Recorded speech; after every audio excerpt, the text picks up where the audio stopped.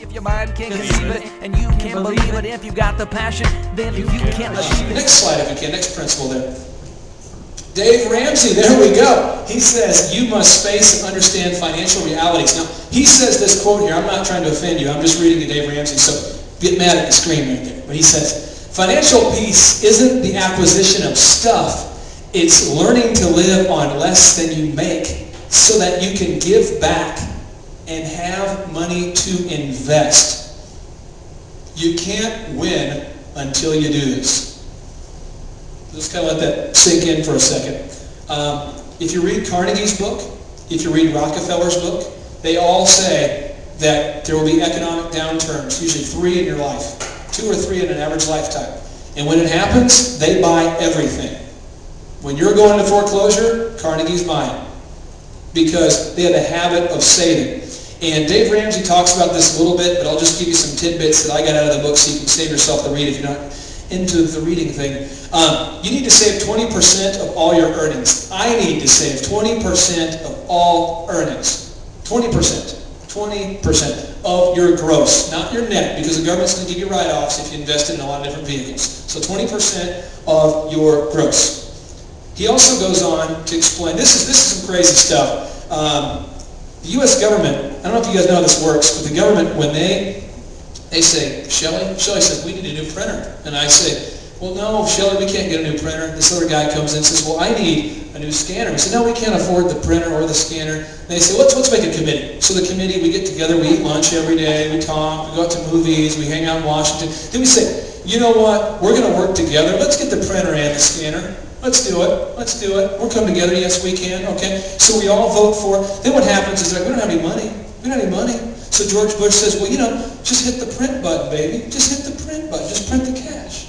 And when you print the cash, that's called inflation. And that's called a tax you didn't vote for, but they're going to do it anyway. So you go to buy yogurt tomorrow, it's 52 cents instead of 48 cents. Why? Because they hit the print button, because they got the scanner, they got the printer. That's how it works.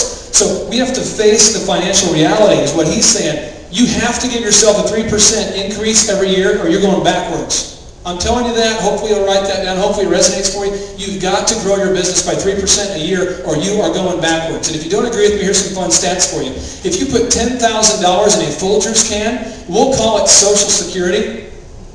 You put it in the Folgers can in 1997, $10,000. It'd be worth $7,852 today. Right? Because they don't believe in getting any interest on that money, right? Then, if you're really proactive, in 1987, you put $10,000 in a Folgers can they call Social Security, it'd be worth $5,504. If we keep going back, it keeps being cut in half. So the point is, you can't have your money not working for you. You've got to make a 3% interest a year, or you're going to go backwards. Next slide, please. Okay, this is a fabulous picture here. Again, this is John Rockefeller. He saved 20% of all of his income. He's the guy who endorses it, and he talks in his book at great length, in the book called The Titan, which is written about him. It's not a pro-Rockefeller book. There's parts you read and you're like, man, that guy's pretty brutal. You read other parts and you go, that guy's a saint. He's just a human just like you and me. However, he had the habit of saving, which allowed him to gain financial momentum. And here's a real one. Tommy today spoke, and I was seriously fired up. It was exciting. It was exciting to hear him speak. I don't know if you guys felt that vibe, that entrepreneurship, that excitement. But if Tommy wants to write a book and Tommy can't finance the book, no one reads it. So what it is that 20% is going to give you momentum. So 5 years from now, Tommy's going to have all sorts of success. I 100% believe it, because it's going to work. And when it does work, he wants to write a book about how he did it. And you know what? If he has that money set aside for these years of saving, he will be able to make it a bestseller. Maybe not the best written. Maybe he's a great writer. I don't know. But Kiyosaki brags about his books are not the best written or the best selling.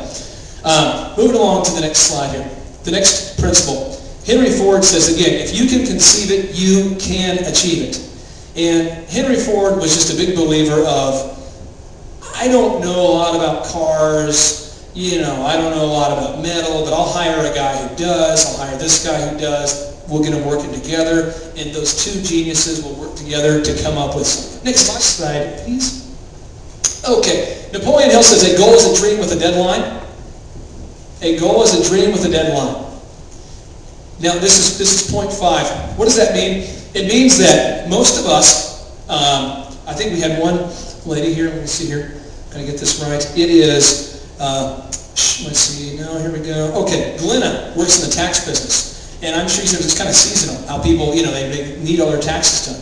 And I'm sure you have those people that call you 2 weeks before it's due, and they just absolutely have to get top priority. Well, what's happened is people naturally procrastinate. We all do it in certain areas of our life. I do it in certain areas too.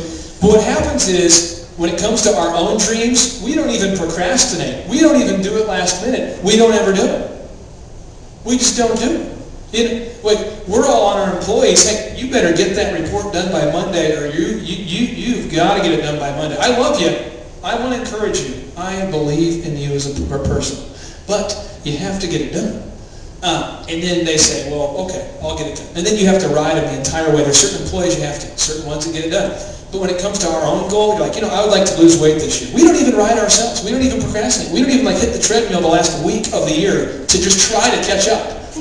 We don't go on the water diet the last week of the year. We don't even try. We just forget it. It's a goal that I made. There's no deadline attached to it, and as long as I'm living, I'm achieving. So I'm saying is, put a deadline on your dreams. Put one on there. Put it on there. Let everybody know about it. Tell the people at work, I'm retiring before I'm 30. I'm doing it. I'm doing it. Mock me if I don't. I'm telling you, I'm doing it. Tommy has the in-laws to deal with. This is incredible encouragement you have here. These people are like, I don't think he's going to do it. I don't think he's going to do it. What's he doing? I don't think he's doing it. That's what they're doing. But you know what? Every day you're going to prove them wrong, and they're at least holding you accountable. That's a good thing. But a lot of us set ambiguous goals that we don't tell people about. Put it on your mirror. Tell people. Send an email out to the ladies at church. Okay? Let them know about it. Moving on to the next slide.